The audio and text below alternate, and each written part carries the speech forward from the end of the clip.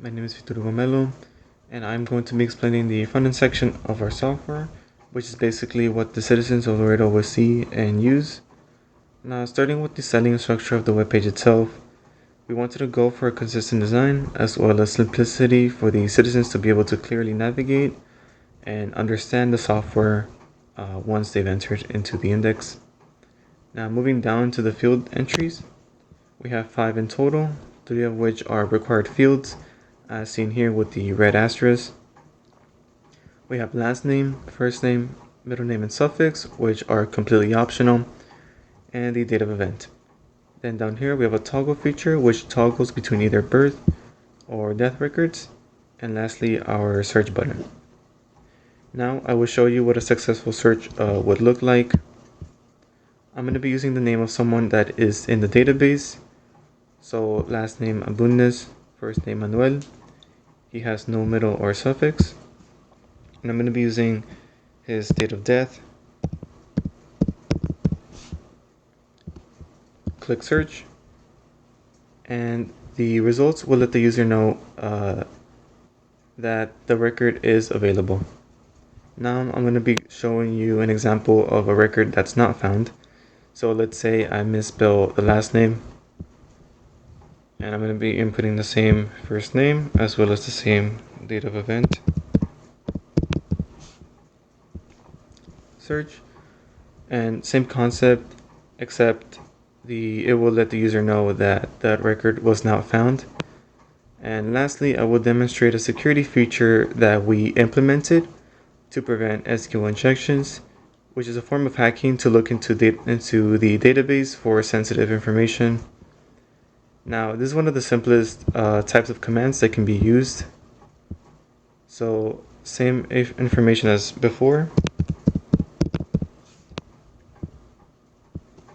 And this warning will pop up, basically informing the user to input alphabetical characters only. Scrolling down below the index, you will see the following information, which includes the location, phone number, and the time and day of when the Vital Statistics office is open. Then a note letting the user know that this index is only meant to check if a specific record is available. Then another note specifying how far back someone can search for a record. For now, we only have tables for last year's and this year's. And lastly, a link that will redirect the user if they want to know more about certificates in general. If not, they can request for a certified copy of a birth or death record here. Okay, I will be showing off the Vital Records Index for the city of Laredo, how it works backend wise, and what can be done with it. So, my team made an application made in PHP that is running on a local server on our laptops right now that can currently find birth and death records for the city of Laredo by typing in a first name, last name, and date of event. We included the middle name and suffix categories, but they are optional. So long as a user types a first, last name, and date of event, it will find a record, simply because we do know that some people may not know their middle name or suffix for the record that they're trying to find. And pretty much this all is achieved through the use of PHP and SQL in a database server that we are running currently locally using the tool XAMPP. And if the city of Laredo want to integrate this project into their servers, all they would have to do is just change the username, password, and the database name that they are trying to access. Currently, we have it set to test here, but obviously, if the city of Laredo has a different database, then they would just simply change what that database name would be. So that's all achieved through there. And the way that the users can make updates to this database, the administrators, all they have to do is choose an Excel file that has a very specific name, such as birth and death 2024 and birth and death 2025.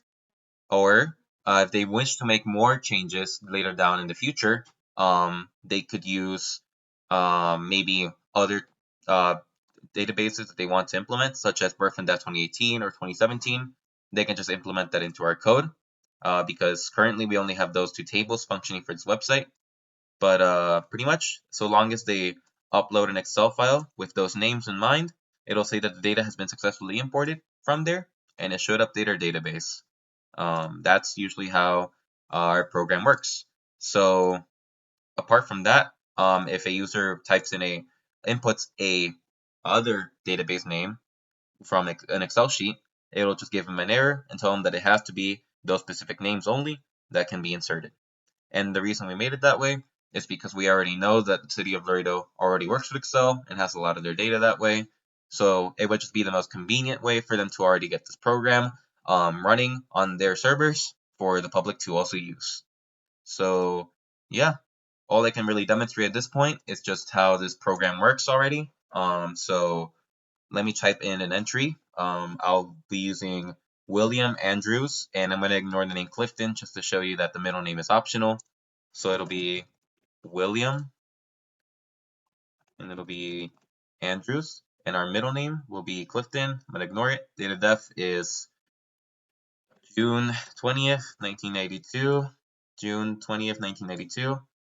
And I believe that was date of death, yes, and it'll find it. So no middle name wasn't required to be inputted. And yeah, that's always how this program works. Sorry, I made a typo and I said usually earlier, but yeah, this is always how our program works, and there should be no bugs with it currently. Thank you.